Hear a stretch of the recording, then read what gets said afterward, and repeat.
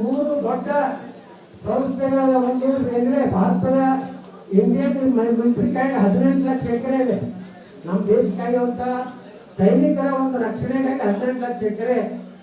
ಅದ ನಂತರ Indian railway ಕಾಯ್ದೆ 15 ಲಕ್ಷ ಎಕರೆ ಇದೆ. ಮೂರನೇದು ಇದು 9 ಲಕ್ಷ ಅಂತ ಕಾನೂನು ಮಂತ್ರಿ ಹೇಳಿದ್ರು ಲೋಕಸಭೆಯಲ್ಲಿ.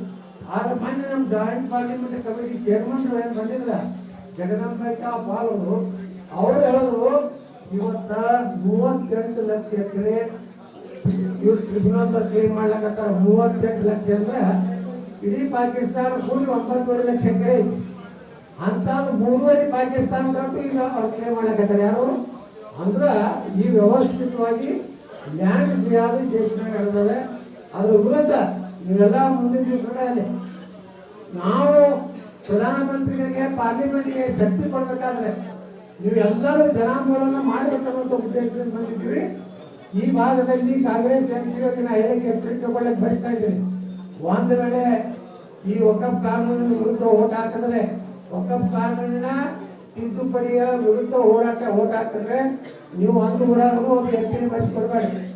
ಎಂಪಿ ನೀವು ಮೊದಲ ಎಂಪಿಗೆ ನೀವು ಲೋಕಸಭೆಯಲ್ಲಿ ನರೇಂದ್ರ ಮೋದಿ ಅವರು ಇವತ್ತೇನು ವಕಫ್ ಕಾನೂನಿಗೆ 42 ತಿದ್ದುಪಡಿ ತಂದಲ್ಲ, ಅದಕ್ಕೆ ನೀವು ಸಪೋರ್ಟ್ ಮಾಡಬೇಕು. ನಿಮ್ಮ ಪಾರ್ಟಿಗೆ ಇಂಡಿಯೆಲ್ಲ ಓಟ್ ಹಾಕಿದವ್ರು ನಾವೆಲ್ಲ ಓಟ್ ಹಾಕ್ತಾರೆ ಎಂಪಿ.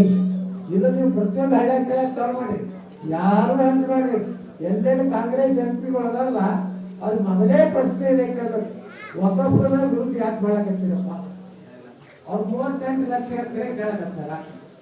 ನೀವು ನಿಮ್ಮ ಪಾರ್ಟಿ ನಿಮ್ಗೆ ಯಾರಿಗೂ ಖುಷಿ ಪಡಿಸ್ಲಾಕ, ರಾಹುಲ್ ಗಾಂಧಿ ಖುಷಿ ಪಡಿಸ್ಲಾಕ ಅಥವಾ ಯಾವುದೋ ಒಂದು ಸಮುದಾಯ ಖುಷಿ ಪಡಿಸ್ಲಾಕ ನಮ್ಮ ಜಮೀನ ಮೇಲೆ ಮಾಡಿದ ಬಿಲ್ ಏನ್ ಮಾಡ್ತದ ಅದಕ್ಕೆ ವಿರೋಧ ಮಾಡಿದ್ರಂದ್ರೆ ಮುಂದೆ ನಿಮ್ಗೆ ಲೋಕಸಭೆ ಯಾವ ಹಳ್ಳಿಯಾದ್ರೂ ಬಳಸ್ಕೊಡ್ಬೋದು ಅಂತ ನೀವು ಎಚ್ಚರಿಕೆ ಕೊಟ್ರಂದ್ರೆ ಇದೇ ಅಧಿವೇಶನದಲ್ಲಿ ಈ ಬಿಲ್ ಪಾಸ್ ಆಗ್ತದ.